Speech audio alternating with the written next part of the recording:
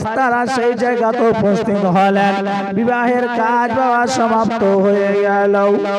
এবার Abdul Muttalib বলতে আছেন, এই রিহাই মাশাই আব্দুল ওয়াহাব জোহরি, দেন আপনার বিটিকে সঁপে দেন, আমরা মদিনা থেকে মক্কা যাব, আপনার বিটিকে বিদায় দেন, আমরা যেন বাড়ি নিয়ে যাব। আব্দুল ওয়াহাব জোহরি বলল, ভাই ও আব্দুল মুত্তালিব, আপনি তো নিয়ে যাবেন ভালো কথা, আজকে আমার মেয়ের পালকিটা যে ব্যক্তি ধরবে তাকে পৃথিবীর জামিনে পা থেকে নিয়ে মাথা পর্যন্ত নিষ্পাপ হতে হবে।